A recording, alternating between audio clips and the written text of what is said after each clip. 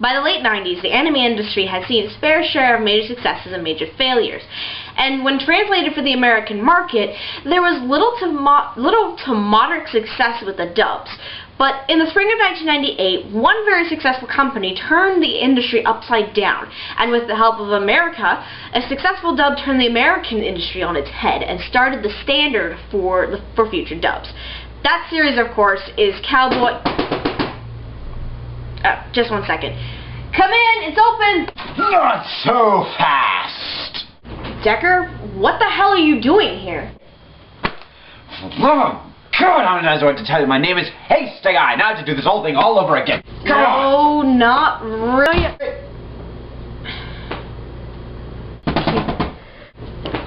Come in, it's open. Not so fast! Aren't you cold?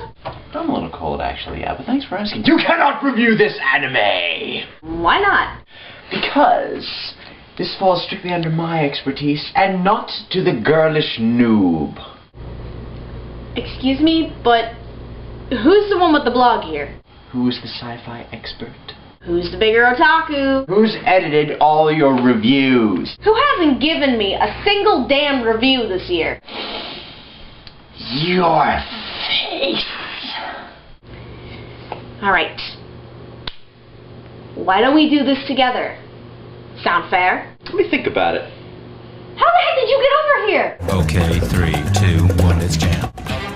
Cowboy Bebop is an original 26-episode action-drama sci-fi series from Sunrise Studios and directed by Shunichiro Watanabe.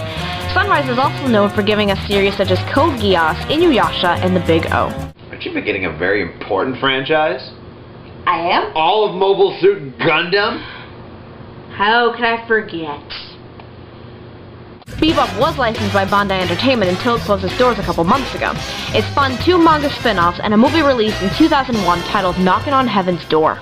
Cowboy Bebop revolves around a crew of bounty hunters living in a spaceship named the Bebop. It travels the solar system trying to apprehend fugitives for bounties.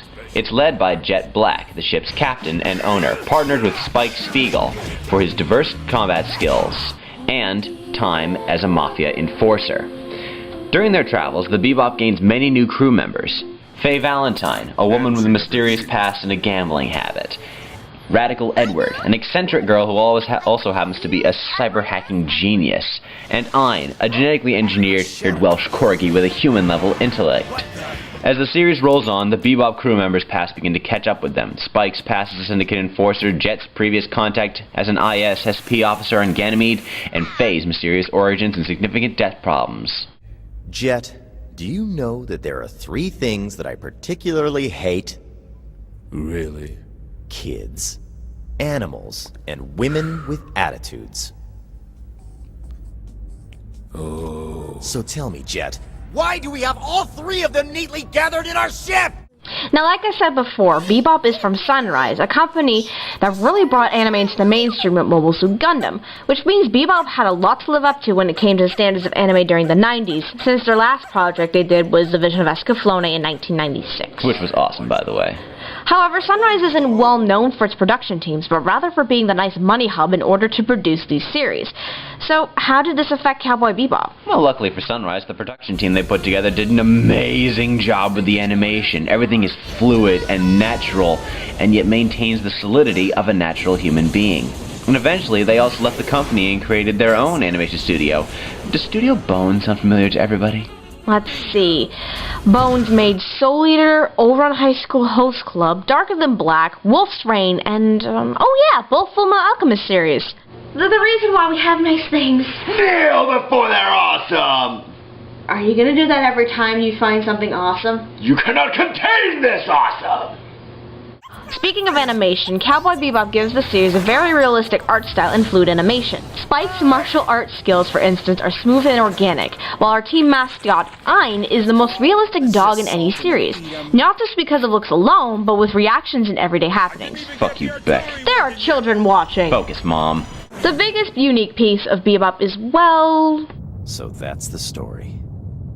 And what was the real lesson? Don't leave things in the fridge.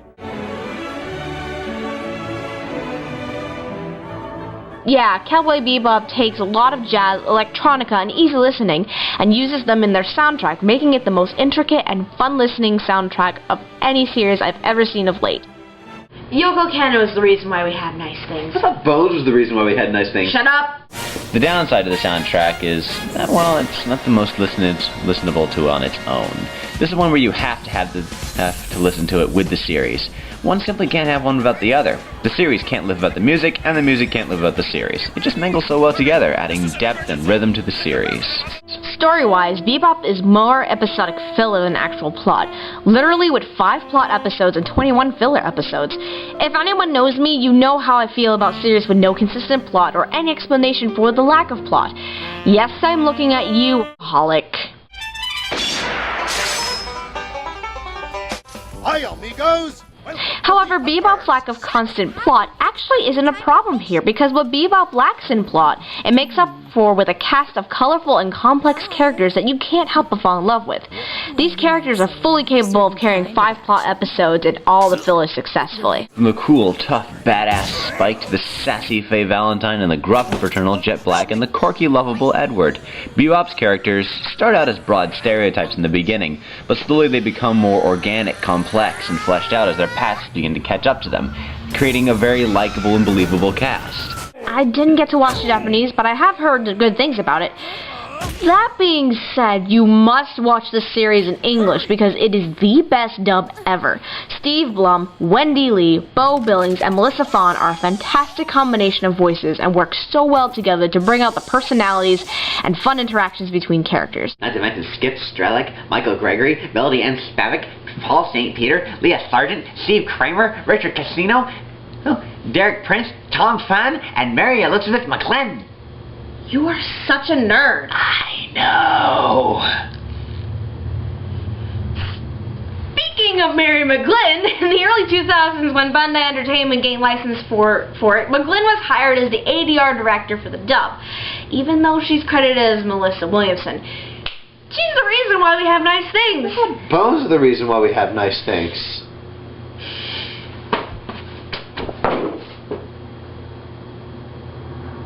Joke's on you, I can make him respond.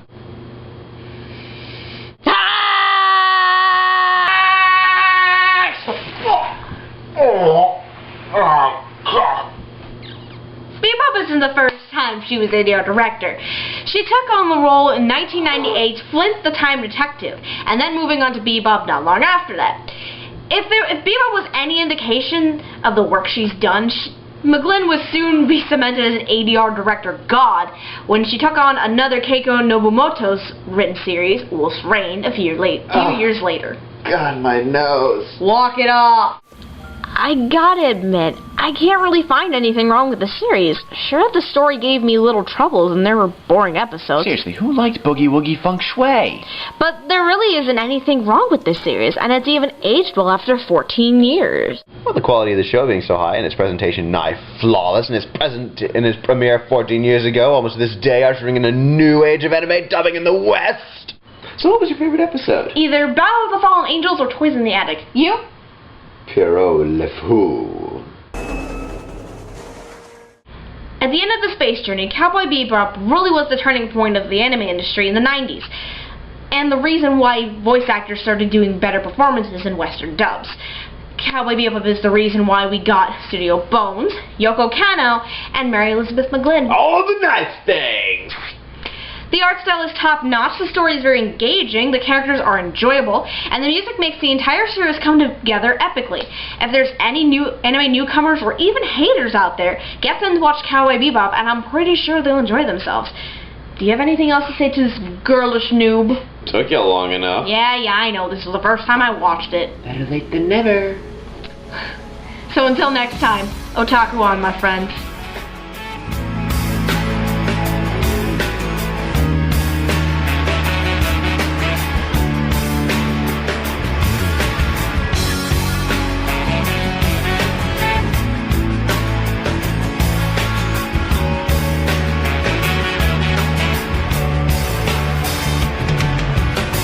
愛してたと嘆く